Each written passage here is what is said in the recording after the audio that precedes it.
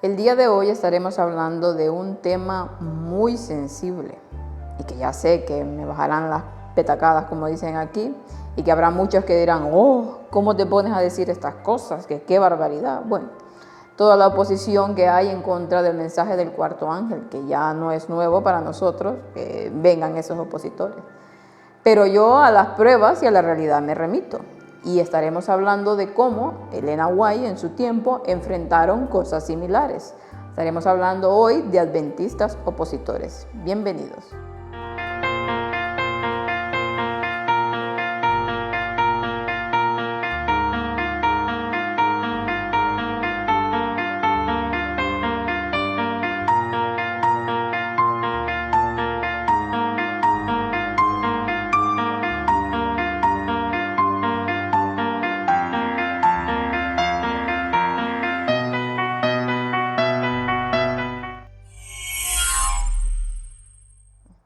Vamos a aclarar que en estas citas que mostraré hoy, ella está hablando de los adventistas del primer día. Para los que no son adventistas y no saben un poco de la historia, los adventistas del primer día son aquellos que estaban en la fe del advenimiento, que eran seguidores de Miller, de todo lo que pasó en esa época, más sin embargo, cuando llegó la luz del sábado, no lo aceptaron y por eso se hacían llamar adventistas del primer día y los otros adventistas del séptimo día. Entonces, cuando Dios envió esa luz especial acerca de que el sábado era el verdadero día de reposo, pues no hicieron caso y no entraron en el mensaje de los tres ángeles. Y llegaron a ser, como nos va a decir aquí, los oponentes más encarnizados que tenían el pueblo de Dios en ese momento. Entonces, de eso es lo que ella está hablando aquí.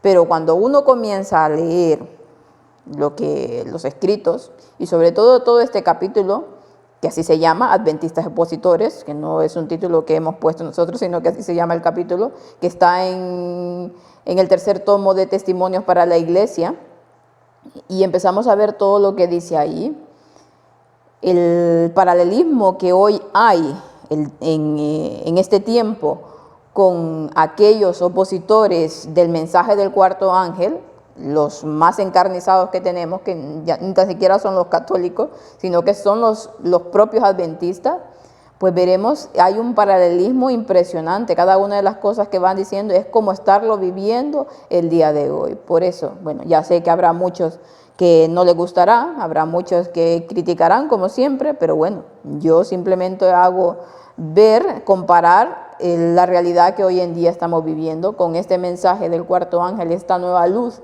que Dios ha dado a su pueblo y que no se quiere aceptar, tal y como ya pasó en el pasado y que volvemos a ver que todas las cosas se repiten. Hemos visto una y otra vez en la historia de este pueblo que siempre se vuelve a repetir lo mismo. Por eso nos dice Eclesiastés, lo mismo que fue es lo mismo que será. Así que no hay nada nuevo debajo del sol.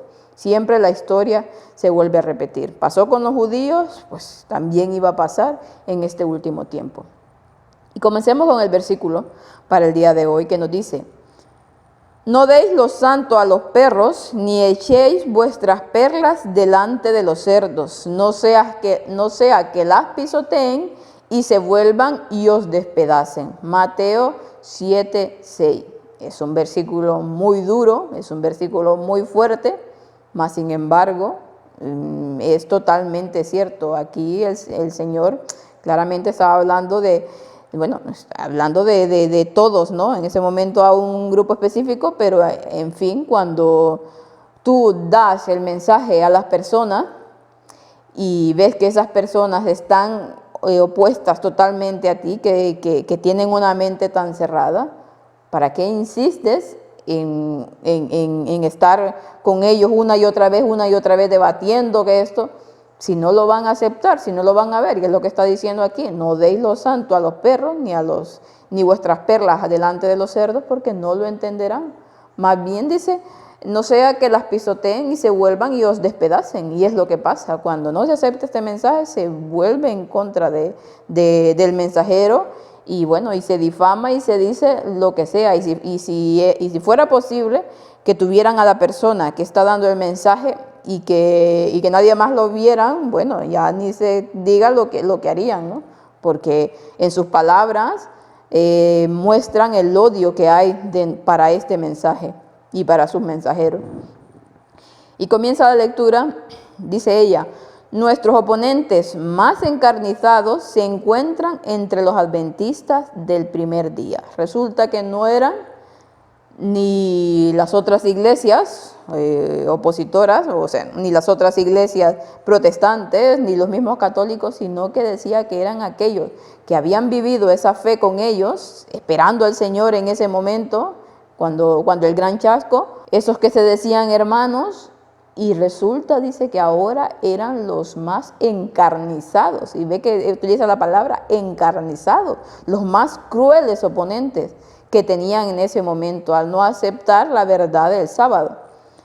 Los adventistas del primer día, dice, como clase, son los más difíciles de alcanzar. Y es que, bueno, vuelvo a decir el paralelismo, y aunque a muchos no les guste, dice que estos que han tenido la luz y que luego han rechazado una nueva luz, como pasó con los adventistas del primer día, como clase son los más difíciles de alcanzar. ¿Y quiénes hoy en día son los más difíciles de alcanzar con este mensaje del cuarto ángel?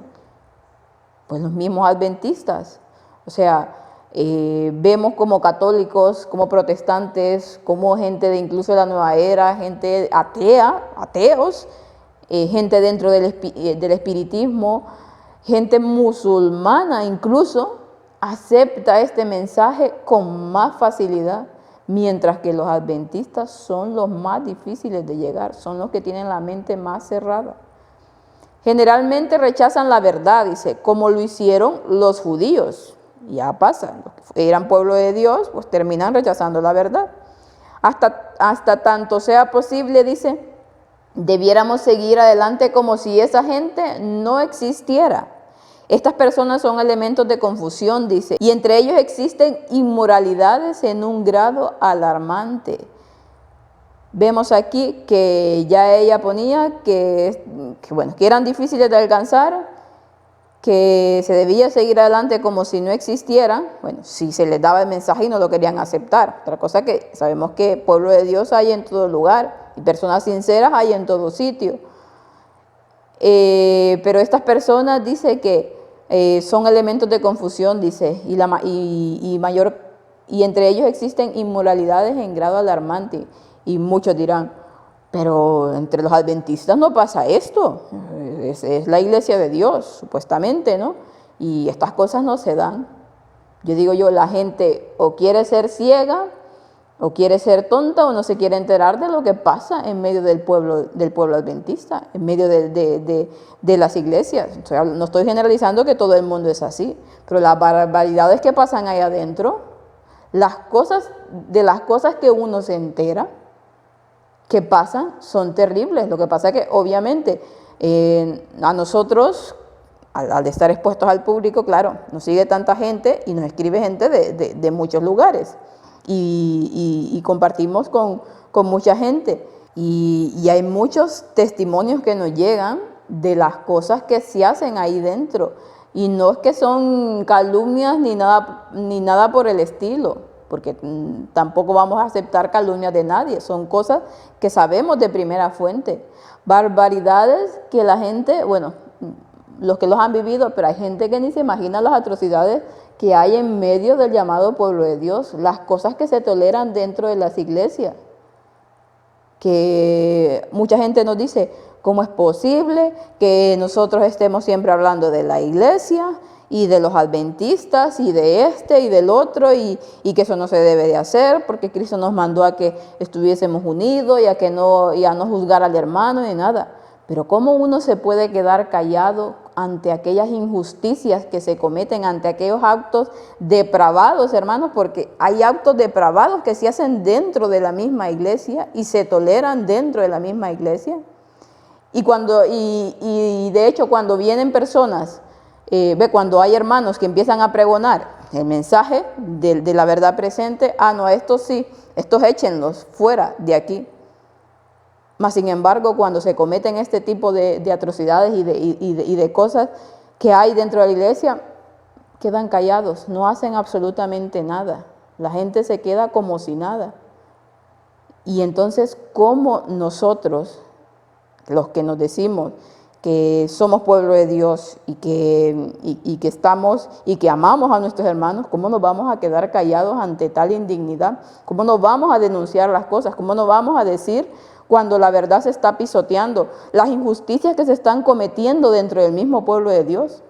Y obviamente que no voy a hablar de los detalles, no me corresponde, pero que muchos dirán, pues son calumnias, lo que dices son mentiras. Bueno, cada quien, ¿no? Si se quiere hacer el ciego y no ver lo que pasa, porque incluso muchos se enteran de las cosas que hacen y se quedan callados.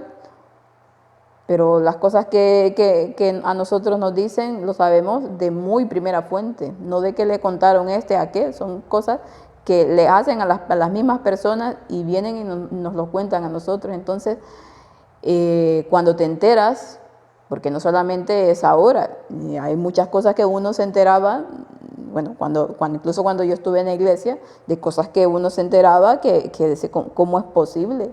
Y sobre todo, bueno, que todos cometemos errores, ¿no? Que eso ya lo sé, que seguramente yo los cometo. Obviamente que los cometo, pero que los cometí en el pasado y estoy luchando para no cometerlos. Pero que hay cosas que pasan dentro de la iglesia, cosas realmente graves que no se pueden tolerar, hermanos, más sin embargo lo hacen. ¿Y por qué se tolera? Bueno, porque algunas cosas de las que hacen, esa persona da mucho dinero a la iglesia y por lo tanto hay que quedarse callado. Y cosas así, pues muchas, ¿no? Continuemos con la lectura. Dice que estas personas, bueno, comenté todo esto por lo mismo que está diciendo aquí, que ella decía que entre ese pueblo, entre estos adventistas, existían muchas inmoralidades, a un grado alarmante. Y hoy en día puedo decir categóricamente, y muchos de los que han estado en la iglesia lo saben. Y no me tomarán por mentirosa porque así es, porque yo lo he vivido y porque muchas de las personas a las que conozco lo han vivido a un grado alarmante y que a veces nos indignamos y decimos, ¿cómo es posible que estas cosas, bueno, lo que hacen los católicos, ¿no? Y aquellas barbaridades que se hace dentro de estas iglesias y dentro de otras cosas, y nos indignamos ante aquellas cosas terribles que vemos y lo denunciamos y que esta es la bestia por eso y no sé qué y no sé cuánto, y resulta que lo que se hace dentro de la iglesia, no, esto no tenemos que decirlo ni denunciarlo porque no podemos, el mundo no nos puede ver que se hacen estas cosas, ahuyentamos a la gente. Hipocresía total. Sería, dice, la mayor calamidad que muchos de ellos abrazaran la verdad, porque hay personas que realmente no tienen arreglo. Han estado constantemente rechazando el Espíritu Santo y ya no tienen arreglo. Yo no sé quiénes son, obviamente, solo Dios lo sabe, pero ya nos va diciendo aquí que ya no tienen arreglo. Tendrían que desaprender, dice, todo y aprender de nuevo, o nos causarían grandes problemas. Y ya nos ha pasado, no solamente hablando de los mismos adventistas que llegan al mensaje. Hay otras personas, aquí hablo en general de todos, personas que ya vienen con cosas de su pasado, que en un momento que ven que es verdad, la aceptan, pero que su mente está un poco tocada. Vienen con una personalidad, bueno, tienen personalidades, tienen problemas mentales. Muchos de ellos ya vienen de cuestiones extremistas, y cuando llegan aquí, cuando llegan a la verdad, realmente llegan a ser un problema. Es estar luchando constantemente con ellos, porque la cantidad de cosas que hay que tienen que desaprender es impresionante, y muchos no quieren dar su brazo a torcer, quieren seguir con su misma forma de proceder, solamente que enfocado al Evangelio, y eso provoca graves problemas dentro de un grupo, y ya nosotros de eso estamos totalmente curados. Cuando este sea el caso, dice, debe hacerse rápida y brevemente y luego continuar con nuestro trabajo. Dice, el plan El plan de la enseñanza de Cristo debería ser el nuestro, dice. Él era claro y sencillo, atacaba directamente la raíz y el asunto y enfrentaba, dice, la mente de todos. Y aquí ya nos va dando un ejemplo de qué hacer cuando hay este tipo de oposición, porque muchas personas están ahí, ¿no? Que bueno, yo es que no sé, el tiempo que tienen es impresionante. Están ahí constantemente intentando debatir, intentando hacer caer a aquella persona en que tiene razón, ¿no? En el mensaje. Mas, sin embargo, no lo lograrán, porque ya si una persona se cierra, que tiene aquellos prejuicios y que no quiere enterarse, porque es que aquí el problema es que no quieren enterarse, es muy difícil. En vano estamos trabajando. Dice que hacía Jesús. La enseñanza de Jesús, ¿cuál era? Él era claro, sencillo, atacaba directamente la raíz del asunto. Él lo decía, él enfrentaba y decía las cosas tal cual, porque hay otras personas que dicen, hay que ser como Jesús, que Jesús no andaba juzgando a nadie y solamente hay que dedicarnos a predicar el evangelio, ni decir esto, ni decir lo otro, y mucho menos dentro de los mismos hermanos adventistas, como es que estamos hablando así del otro. Y entonces sí tenemos que ser como Jesús, y aquella parte cuando Jesús les decía las cosas a los fariseos, que las quitamos de la Biblia, arrancamos esas páginas y dejamos solamente la parte donde Jesús sanaba y hablaba de amor y de esto, o las veces que llegó al templo y que veía las barbaridades que hacían y que echaba abajo todo con esa ira divina por cómo habían convertido la casa de Dios, la que debería de ser la casa de Dios, la que estaba viendo llegar ahí al Mesías. O sea, esa parte también la desechamos. O a los profetas de Dios, ¿qué hacían? No era denunciar todo lo que se hacía dentro del pueblo, no era hablar cómo estaban tergiversando todo. Y entonces hoy en día, ¿será que nosotros tenemos que callarnos? Porque dicen, ustedes solo saben criticar y criticar. No entendemos realmente la diferencia entre denunciar y criticar. Uno denuncia aquellas cosas que van en contra de la verdad. ¿Cómo te puedes quedar callado cuando la verdad está siendo pisoteada? ¿Cómo puedes quedarte callado? Al menos yo no puedo.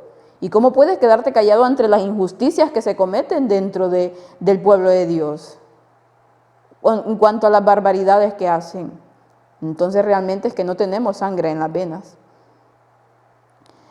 Debemos tener una mayor porción del espíritu de aquellos hombres que estaban ocupados en la construcción de los muros de Jerusalén, dice. Estamos haciendo una gran obra y no podemos descender, dice. Si Satanás ve que puede mantener a los hombres contestando las objeciones de los oponentes, silenciando sus voces e impidiéndoles que hagan la obra más importante para el tiempo actual, habrá logrado el objetivo. Y bueno, y Satanás, como en ese momento, cuando había la reconstrucción de los muros de Jerusalén. ¿Los opositores cuántos eran? Pues la obra que tenía que hacer Nehemías y Esdras. Siempre estaban ahí intentando Satanás los utilizaba para que aquellos no siguieran con esa obra, para mantenerlos ocupados en estar contestando a lo que decían. Y entonces no avanzaba. ¿Qué pasa hoy en día? Estamos en esa reconstrucción de los cimientos, de la verdad presente. Entonces estaremos todo el tiempo ocupados en estar contestando a aquellas personas que no quieren ver la verdad. Pues Satanás habrá logrado el objetivo porque nos mantiene ocupados. Mientras nosotros hay un mundo allá, hay personas que realmente quieren saber la verdad, que nos están esperando y que están esperando nuestro trabajo, mas sin embargo nosotros no nos mantenemos ocupados en estar en debates inútiles que no nos llevarán a ningún lado. Cuando la gente no quiere saber, ya, pues hay que dejarlos. Nunca podrá prepararse, dice, de manera que pueda silenciar totalmente a los opositores irrazonables, que son inestables y que falsean las escrituras para su propia destrucción. Uno quiere razonar con estas personas y no hay manera. Te dicen unas cosas que la razón de ahí muy lejos. Dice que son inestables y que intentan poner las escrituras a su manera, a su modo. Bueno, eso nos dicen de nosotros también, pero bueno. ¿Y qué lo hacen? Para su propia destrucción, dice. Este es un mundo ocupado, dice. Los hombres y mujeres que se ocupen en los negocios de la vida no tienen tiempo para meditar ni para leer lo suficiente la palabra de Dios como para comprender todas sus verdades importantes, dice. Los argumentos largos y detallados interesarán solo a unos pocos, porque la gente tiene que leer mientras anda en la carrera. Entonces, ¿qué pasa? Uno habla de este mensaje, el mensaje de los 6.000 años, y vienen adventistas opositores, ¿no? Y bueno, y dicen todo sin tener argumentos, sin saber, sin haber escuchado lo que se presenta, ¿no? Y sin analizarlo. Y uno los manda a que lo puedan ver, que hay tantas conferencias hablando acerca del tema. Ah, no, son muy largos. No tengo tiempo para eso. ¿Y qué nos dice aquí? ¿Tienen tiempo? Andan siempre a la carrera, pero ¿qué? Buscando las cosas terrenales.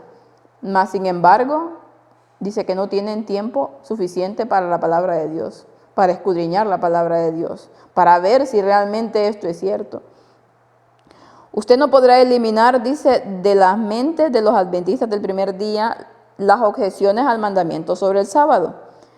Más de lo que el Salvador del mundo, por su gran poder y milagros, pudo convencer a los judíos que él era el Mesías, después de que ellos habían decidido rechazarlo. Y es que es un paralelismo brutal.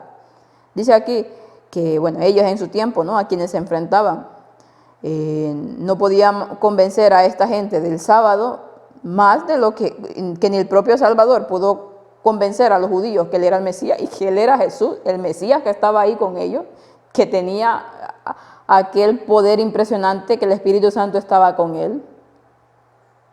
Pero ya lo habían rechazado. Por lo tanto, por más que Jesús les dijera cosas, y les decía a Jesús que ni Moisés que bajara, ni Elías que se les pusiera enfrente, aún así no lo creerían que él era el Mesías. Y hoy en día ya veremos lo que dice aquí.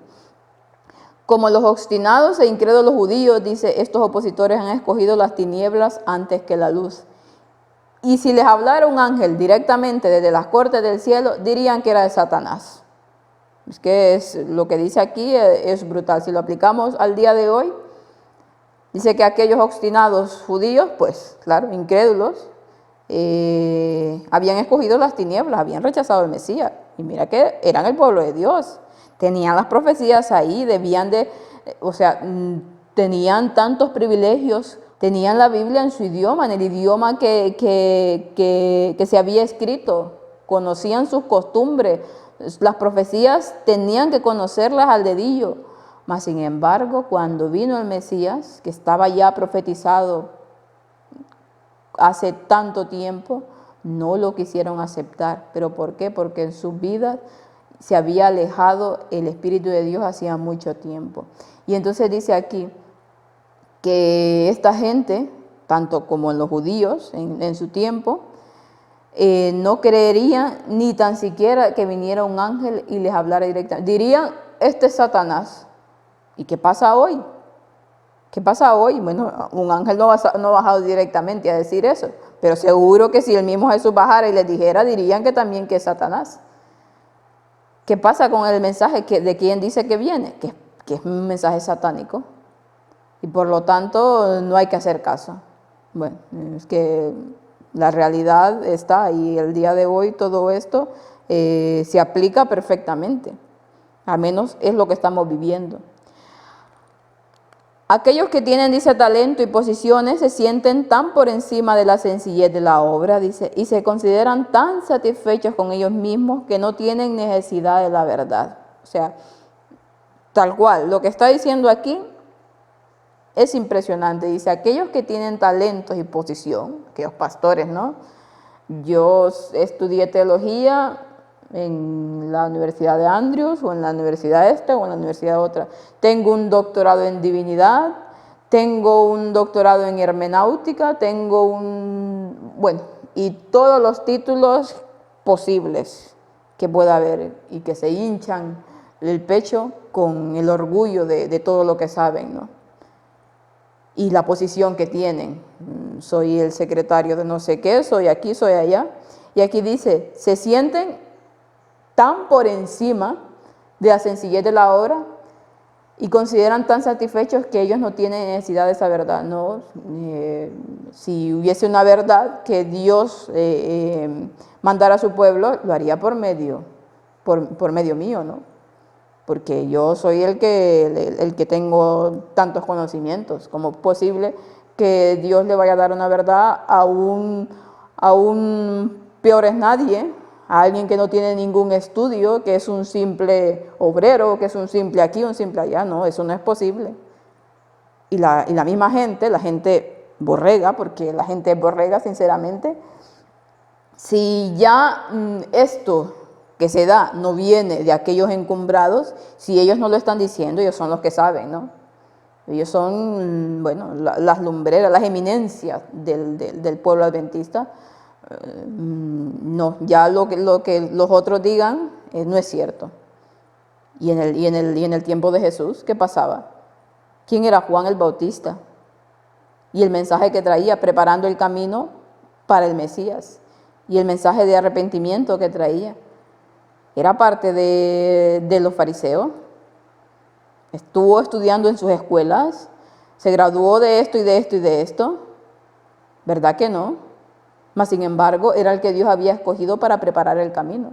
Y hoy en día, con este mensaje que estamos hablando, el mensaje del tercer Elías, el mensaje del cuarto ángel, ¿por medio de quién ha venido este mensaje?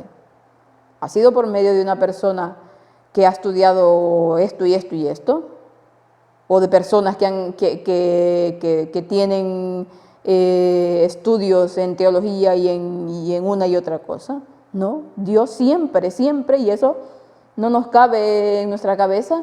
El mensaje los manda por medio de personas sencillas. Bueno, es cierto, Pablo no era cualquier perico de los palotes, obviamente, pero tenía un corazón sincero. Y tenía motivos sinceros, y por eso Dios lo escogió. Pero ¿qué es lo que pasa hoy en día? El pueblo, muchas de estas personas que se consideran grandes, ¿qué los motiva? ¿Tienen motivos realmente de amor, como explicábamos anteriormente? Pues se ve que no. Y aquí ya nos pone a la Odisea. ¿Qué es lo que dice la iglesia de la Odisea, la iglesia que estamos viviendo ahora? Yo soy rico, yo no tengo necesidad de nada, yo no tengo necesidad de que me vengas y me expliques a mí la supuesta verdad. Ya Dios, si esto es así o Dios tiene que enviar algo, ya yo lo sabré, ¿no? Y esa autosuficiencia que hay. Están exactamente, dice, donde estaban los judíos, llenos de justicia propia y autosuficiencia. Están sanos y no tienen necesidad de un médico. Están bien. Están muy mal, porque en realidad están muy mal, pero para ellos están bien. Están haciendo supuestamente lo que toca, no tienen necesidad de la verdad, de que el Espíritu Santo llene sus vidas, y se creen que sí. Pues esta es la lectura para el día de hoy. Bueno, sé que a muchos les molestará, obviamente, y dirán que, bueno, que ella no está diciendo aquí. Bueno, aclaré, en principio aclaré que ella está hablando aquí de los adventistas del primer día, pero el paralelismo está, y quien lo quiera ver lo verá, y quien no, pues mira, cada quien, ¿no? Dios dará cuentas, Dios juzgará cada corazón y cada quien dará cuentas a Dios. Que Dios nos ayude para que aquellos que realmente tienen una mente crítica, una mente que razonan, que no se dejan llevar por lo que digan los grandes pastores, y que tienen humildad en su corazón, pues que busquen, que indaguen. No se les pide que esta es la verdad y que la acepten tal cual. Pues si quieren ser como los bereanos, pues que busquen, que vean que esto es cierto, pero que abran su mente, que quiten ese prejuicio. La sierva del Señor ya lo dice, que para poder leer la palabra de Dios hay que quitar ese prejuicio de nuestra mente y buscar la verdad de corazón. Sé que hay muchos adventistas sinceros, sé que hay muchas personas dentro del pueblo de Dios que realmente quieren saber la verdad. Y a eso será el que el Señor llegue, sin más. Dios nos ayude a nosotros también, que hemos aceptado esta verdad, a que podamos seguirla transmitiendo a pesar de que nos vengan 1 y 1000 opositores. No importa, que no nos detengamos, que sigamos adelante y que nos ayude para que cada día esta verdad, como lo hablaba en la matutina anterior, pueda ir cambiando también nuestra forma de ser, aquellos rasgos malos que tengamos, y que Dios nos pueda dar esa humildad que tanto necesitamos y ir dejando de lado ese orgullo. Que los motivos de nuestro corazón siempre sean los más sinceros. Y eso es lo que yo le pido al Señor siempre, y eso es lo que cada uno de nosotros deberíamos de hacer. Que Dios los bendiga y que puedan pasar un feliz resto del día.